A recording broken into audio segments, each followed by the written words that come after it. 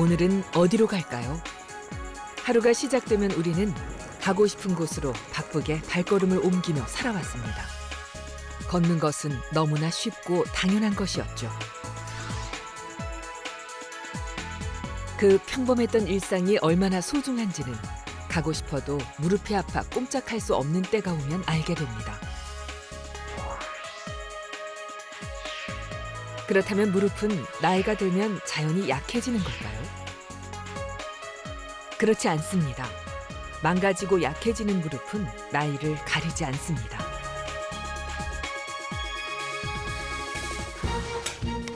백세까지 자유롭게 사용해야 할 우리의 무릎. 통증 없이 튼튼하게 지키는 법. 명의와 함께 알아봅니다.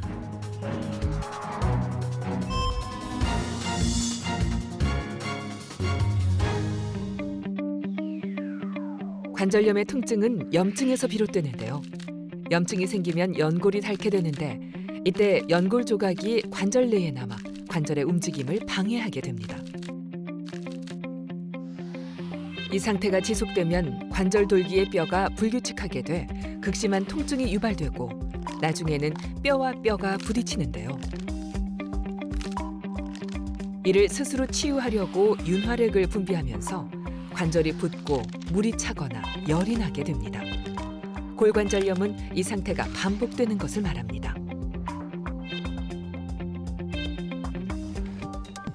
퇴행성 관절염은 엑스레이에는 이상이 없지만 통증이 느껴지면 1기, 연골에 굴곡이 나타나고 통증이 있으면 2기, 연골이 반 정도 닳아있으면 3기이며 연골이 마모되어 뼈와 뼈가 닿을 정도면 4기입니다. 1기일 때는 운동으로도 치료가 가능하지만 2기와 3기에는 주사나 약물로 치료하며 수술이 필요한 경우도 있습니다. 하지만 연골이 모두 닳아 없어진 4기일 때는 인공관절 수술이 필요합니다. 무릎 연골은 관절의 마찰을 줄이고 안정성을 확보하기 위해 탄성이 높은 고무와 같은 재질로 돼 있습니다. 이 연골은 교원젤과 콜라겐 사이에 히알루론산, 단백당 등이 마치 가시덤불처럼 구성돼 있죠.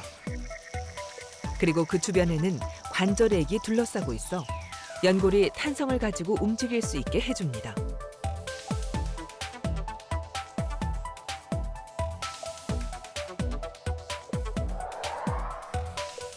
연골은 마치 스폰지와 같은 성질이 있어 압력을 받으면 내부의 노폐물을 배출하고 탄성을 회복하면서 다시 물속의 영양분을 연골세포에 공급하는데요.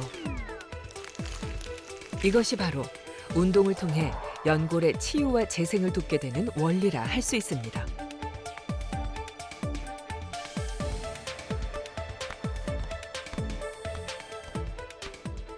보편적으로 많이 쓰는 그 약이 소염 진통제라고 하는 것입니다.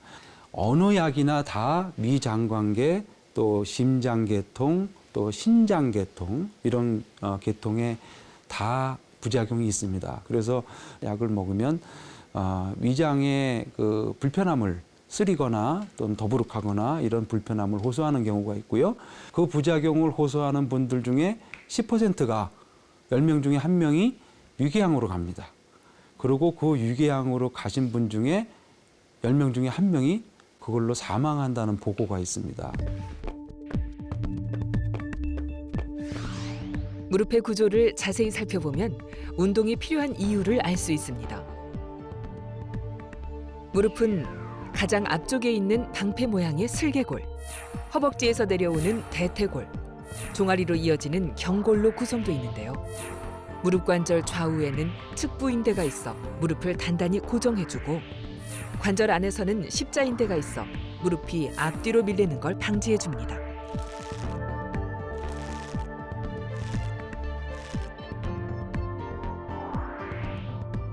관절 사이에 양쪽으로 놓여있는 반월상 연골은 충격을 흡수하는 역할을 합니다.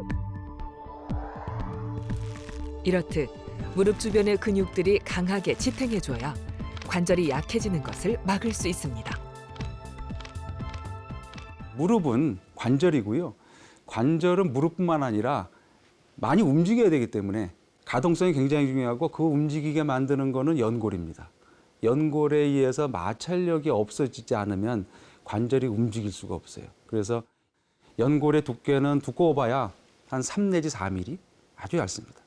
무릎의 전체 연골을 다 뜯어내서 중량을 재도 2g이 넘지 않습니다. 굉장히 작은데도 불구하고 이게 없으면 아무리 항우 장사나 뭐 아주 근육이 엄청나게 좋은 운동선수도 움직이지 못하게 되는 게 바로 무릎의 중요성입니다.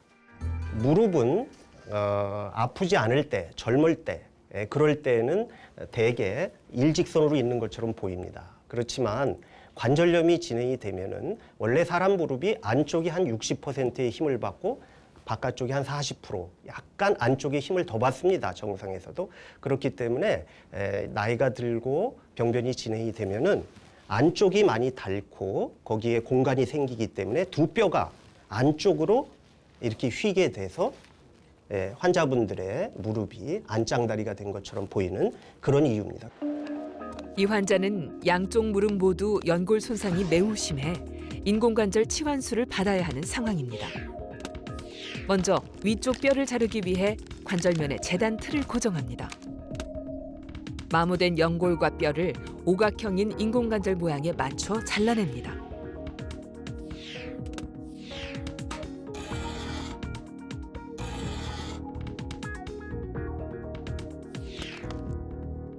아래쪽 정강이 뼈 역시 재단 틀을 이용해 자릅니다.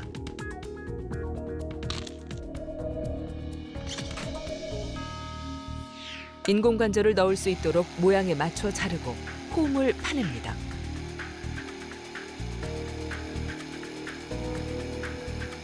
간격과 정렬을 잘 맞춘 다음 그 사이에 인공관절을 넣어 고정시킵니다.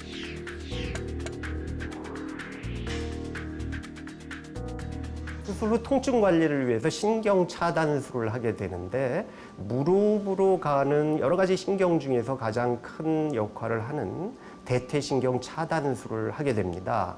그 외에도 통증 관리를 위해서 여러 가지 방법이 있지만 인공관절 수술 후의 통증은 산통에 가까울 정도로 심한 통증이라고 해서 갖은 방법이 다 이용되고 있는데 저희는 대퇴신경 차단술을 병행해서 하고 있습니다. 무릎 건강에 해를 끼치는 생활 동작이 있다는 걸 아시나요? 바닥에 앉는 좌식 생활에 필요한 자세들이 특히 좋지 않은데요.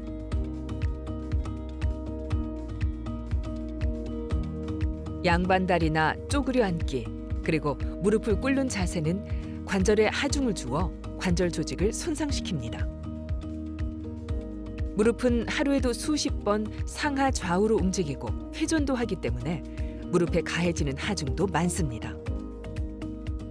만일 다리 근육이 튼튼하지 않은 상태에서 계단을 오르거나 무리하게 산행을 하면 오히려 무릎 연골이 상하게 됩니다.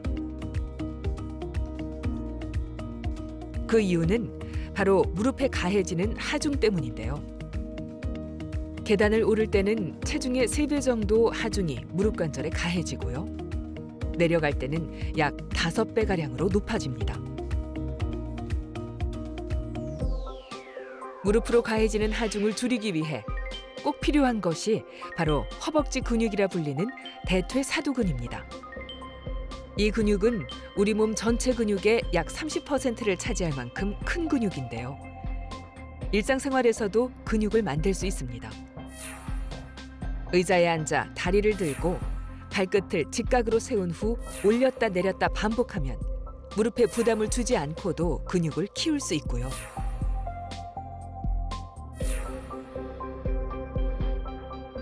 승마 자세라고도 하는 스쿼트도 대퇴사두근을 단련시키기에 아주 좋은 운동입니다.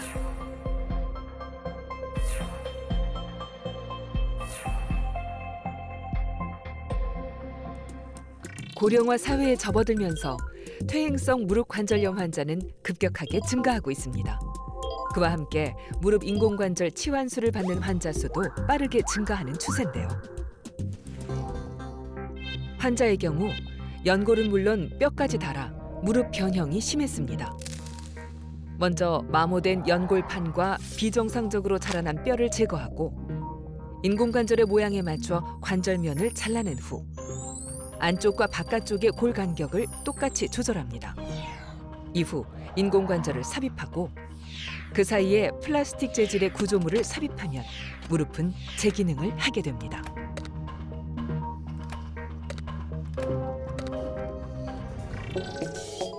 흔히 퇴행성 관절염이라 불리는 골관절염은 매년 가파르게 증가하고 있습니다. 50대 이후에 서서히 발생해 60, 70대에서 가장 많이 발생하며 특히 여성의 발병률이 높은데요. 유병률이 늘어나면서 관련된 광고들도 넘쳐납니다. 그중 가장 눈에 띄는 것이 바로 줄기세포나 연골세포 재생인데요. 과연 어느 것이 진실이며 또 어느 정도 효과가 있는 걸까요?